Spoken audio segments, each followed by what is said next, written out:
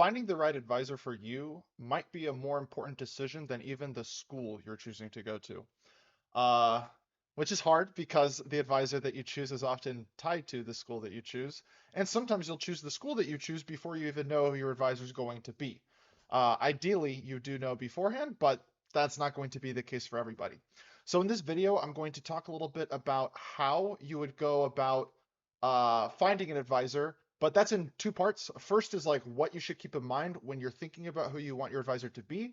And then the second is how you can learn those things. Now, when we're talking about what things to look for in an advisor, I think there's like three things to keep in mind, and how important they are to you just depends on you. One thing is like the how well you get along with them, basically. This will be a lot more important if it's going to be an advisor that you have to interact with more, which just depends on their style. Some advisors are going to be more hands-on, in the weeds of your work with you even. Some are going to be very hands-off. You might talk to them only once a month or less. Obviously, it doesn't matter as much how well you get along with someone if you barely even talk to them, and especially if there's other people in their group that you're going to talk to a lot more. But it does matter how well you get along with them. Another thing that matters is how they're perceived, reputationally. It differs depending on your aspirations. Your advisor could have a very, very good network in academic circles and not as good of a network in industry circles. And maybe for whatever you're doing your PhD in, there aren't even really valid academic circles or there aren't industry circles. But depending on your goals, it's important to know going into it. If you want great industry positions, is your advisor connected in what you want to do in the industry? Or if you want to go on to some professor position, do they know people at top programs or at places that you would want to work? Beyond reputation, the thing you want to keep in mind is like how well they're going to be able to mentor you and help you grow as a researcher. Maybe in a perfect world of all the three things, that would be the thing you care about the most. But in reality, the other two, the reputation and just how well you get along, can matter a lot. Uh, I'll give an example, I guess, of the getting along component. Consider two different students, student A and student B, with the same advisor. If student A has a lot of friction with their advisor, there's a lot of like clashes on little things, like personalities just don't quite mesh. Student B gets along really, really great, and two projects, student A and student B, on roughly equal trajectory. If the deadline's coming up and they have the same deadline, who's going to get more time? That's one thing to think about. Another thing to think about is if things aren't going well in your research and you're talking about that with your advisor, what's the mood going to be? Are you the type of person that when things aren't going really well, you want to and really need like a pat on the back, like there, it's going to be okay? Or are you the type of person that really needs like a fire lit under you, like, come on, let's go, like, let's get out and do this? And are you the type of person where if you think you need one of those and you get the other, it's going to be like world ending? Like, oh my God, my advisor's awful. Like, I needed this and they're always like putting me down. Or like, oh, they're always, I don't feel like they really care about my work. I haven't been getting anything done, but it doesn't seem like it matters to them. You see, like, there's these things where, does this have anything to do with them helping you be a better researcher? Kind of. But it certainly has nothing to do with like technical instruction.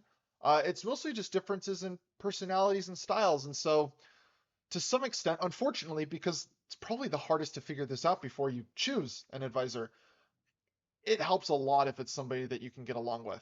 Especially, here's another example. You'll see in a lot of academic circles, people will talk about this idea of work-life balance. And in academia, especially, this is a pretty polarizing subject because I think there's this idea that sort of invaded academia from like mainstream labor culture of like work-life balance. And some, especially younger faculty, might be all on board with this kind of idea. Whereas to older, more established folks, this is anathema. Like, why are you in academia? We don't make money. We do work that we're passionate about, and we do work that like motivates us, and we do work that's fun, and that's like the thing that we want to do. Like, you took a spot from someone that would have wanted to sit in that chair and work. Why did you do that? You could have made money doing other things with your talent and your drive and your passion and had the balance you want, right? Whereas younger people are like, well, everything's a job, and I don't want you to burn out. So yeah, like, yeah, take that extra trip. And so as a concrete thing, this could come up if you're trying to take some trip, right? Summer's coming up. Maybe it's like your birthday, and two different advisors are going to handle it totally differently when you say, hey, I want to take 2 weeks off because it's my birthday. That advisor that loves the work-life balance or that advisor that you get along well with is going to be like, oh yeah, great, go rest, recharge, you'll come back, you'll work really hard, awesome. To a lot of advisors, they'll just be like, what are you doing? This is 5 years. You have the funding to have freedom to do what you want, to research, to explore. Why are you walking away from this for weeks at a time? So yeah, that can shape a lot of your experience. If you have the advisor that doesn't give you that time that you want, you might become resentful. On the other hand, if you have that advisor where you can only reach them from 8 to 5, maybe you'll become resentful. So it's important to find that like stylistic match to the extent that you can. And I'll talk about how to do that in a little bit. Now, in terms of like why the reputation is important, I think I went over that, and I think it's also kind of self-evident. Your opportunities in many cases will be very aided by the people that your advisor knows and the doors that they're able to open for you. Granted, you can form in your PhD your own connections and make your own name for yourself, but especially if you fail to make your own name for yourself, you can still in many ways be bailed out if your advisor is well known and well respected in your field. Now, finally, just to sell a little bit more, the idea that your advisor should be able to instruct you the way you want technically, this hopefully goes without saying. Kind of the whole point of the PhD is that you are going to be an apprentice to a master who is going to teach you and help you learn and help you grow. You ideally want to look for people that are going to be able to do a good job at teaching you. Now, some of it's going to come down to like stylistic differences. Like someone might be a great teacher, but not a great teacher for you. That kind of rolls back to the other thing I said, right? Like find someone that's a fit for you. And that's also one that's going to be very hard to approximate. Someone might be themselves very technically competent and have a very difficult job when they try to like pass that technical competence along to someone else. Someone might have great creativity in research and have a very hard time teaching you how to be creative in research. Now, it can still be great to look for someone where they're always coming up with creative ideas. I read all their students' papers. All the ideas are so creative. I know those ideas are coming from somewhere, and I want to be a student working on those creative ideas.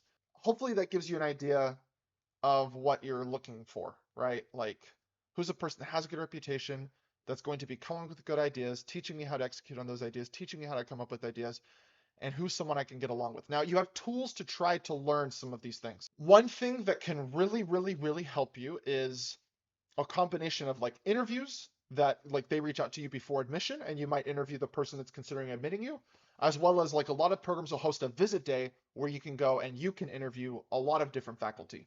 So the face-to-face conversation, if you get the opportunity, is obviously a huge one. Now, there's things that you don't do in this face-to-face interview, like this is not the time to try to gauge their reputation.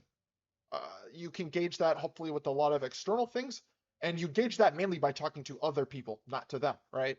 So, and also it's going to be hard to gauge like their research creativity in such a setting, right? Like hopefully you've read their papers before, you've seen a lot of their ideas, and you've been able to form your own opinion about that. But what you will be able to get the best feel you can, at least, aside from just working with them, is how you get on with each other. Are you comfortable talking to them? Do they put you at ease? If they don't put you at ease, are you content not being at ease with the person that's going to be your mentor advisor for the next 5 to 7 years? So I don't have any advice on a specific question. I don't think there's a silver bullet here. And I think everyone I'm talking to that's watching this video is so different. Like different questions matter more to each of you, but try to approach it with that perspective, right? Like, yes, you want to know how things are in the lab, but really you want to get a feel for like, is this the person that I want to be my boss and my mentor for the next several years of my life? Is this the person that like, if I'm wanting to travel to do this thing, I'm going to feel comfortable asking them?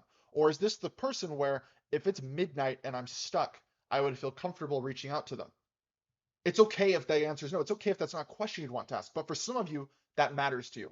And so it's important. Just try to think of what could let you know personally if this is a person you want to work with.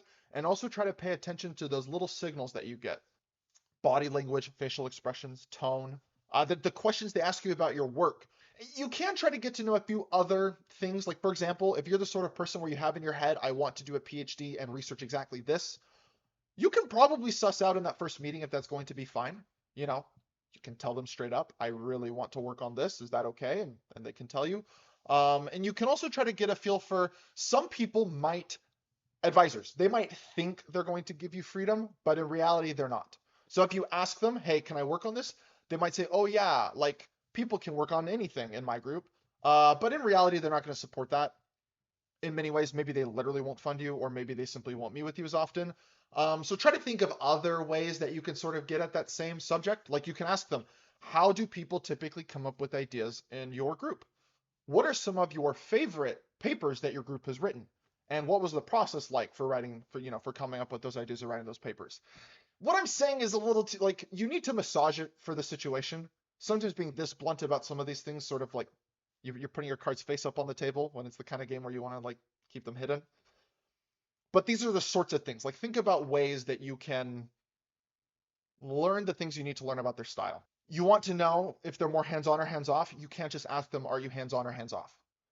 I mean, you can try, but with some people, that's just not going to get you a true answer, and with other people, that might be kind of annoying. Whereas you can ask them about different parts of the process, right? When we're coming up with an idea, is that just going to be something that you come up with and tell me? Do you expect me to bring more of it to you? Do you expect that to change over time?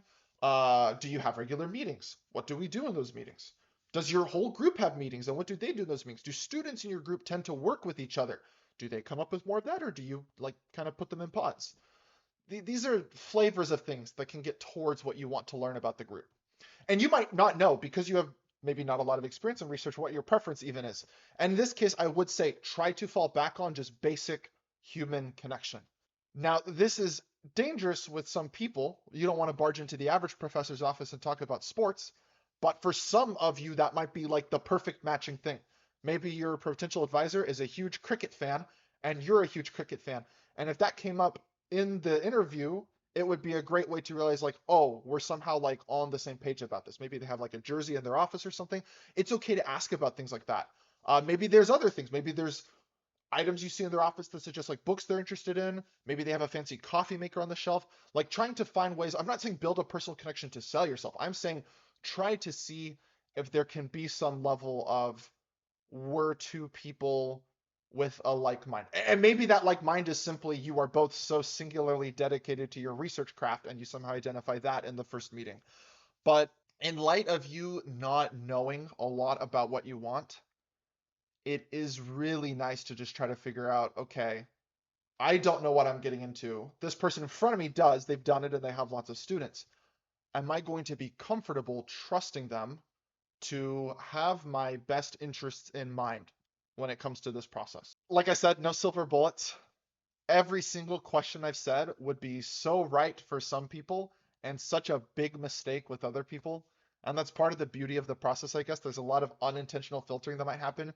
You might ask a question that's like so great and so important to you, and that might be literally the red flag indicator for the potential advisor that you're meeting with.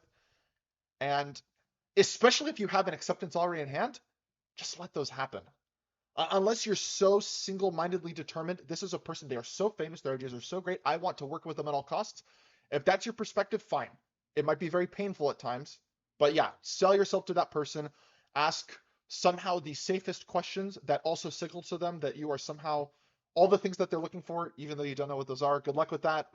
Um, but in general, especially if you have the acceptance to the place in hand, let yourself fail in these interviews if that's what's going to happen. You probably don't want to fake it for the next 5 to 7 years. So I would highly recommend that if you're accepted already, and this is like a match kind of interview, don't fake it. Don't be obnoxious, don't be rude, but there's no need to lie, generally. And it's not like you're there just to impress this person, right? You're there to figure out if this is who you want to work with. And so the advisor meeting is great. Like you're going to get so much from that if you get the opportunity, if they interview you before acceptance or like visit days after acceptance. The There are other ways though. So visit day is a great resource because it directly unlocks the door to some other ways. I said you can't learn about reputation when you're talking to the advisor. You can learn about how their peers perceive them though if you're at a visit day. You can talk to their students, you can talk to their faculty. Obviously, you're not going to ask another faculty member directly, hey, does this other faculty member, are they too harsh? There are probably appropriate ways that you could ask them generally what they think. Carefully, carefully. It's much easier to ask those things to students, and students would even expect you to ask, especially students that are in the group. It's totally appropriate for you to ask someone in that professor's group, hey, how is it working with Professor X? How is it working with Professor Y? And hopefully those are opportunities that you can find for yourself if you find yourself at a visit day. Now, that's obviously not the kind of reputation I was talking about earlier, like the reputation in the field or whatever, but it's more of what can tell you what is their actual working style and what is it actually like to be in their group.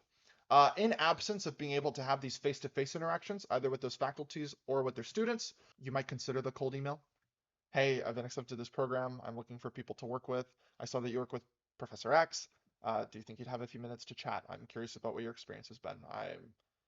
I expressed interest in my cover letter and I just want to know more about what they're like. Granted, if you are having to proactively solicit these sorts of meetings and you have never met face to face with Professor X, your odds of being accepted and hired by Professor X are probably pretty slim, right? Generally, if they're thinking about hiring you, they'd want to meet you. It's still though, I mean, when you have the acceptance in hand, you can try to get into groups that you're not already in. Like if you got with Professor X and you don't like how things are going and you want to switch to another group, that's not very common. But if that were to happen, obviously Professors Y, Z, K, P, whatever are not going to be like trying to bust your door down, like, hey, please come to my group, right? You would have to proactively go up to them or approach their students to try to facilitate that transition. And so you're never really a hostage to your current situation, is what I'm getting at. You can talk to people. You can always talk to people. If there's nothing else you take away from this video, you can talk to people. Even if you ignored what I said about what to look for in an advisor, you could learn so much by simply asking a PhD student, hey, what should I look for in an advisor? And they'd give you a totally different version from what I'm saying right now, maybe. But I think I'll wrap up the video here. 3 things I think to look for in an advisor. First off, do you think you can get along with them? Second off, how are they seen by their peers and in the field? And third, what are you going to learn, like technically, creatively, as a researcher by working with them? And the best ways to do that are face-to-face. Second best are sort of emails. And then beyond that, you just have the kinds of searches you already did when you were applying, right? Like reading their papers, Google Scholar, looking at talks they provide to give, little things like that. Anyway, take care. And until next time, thanks for watching. Bye.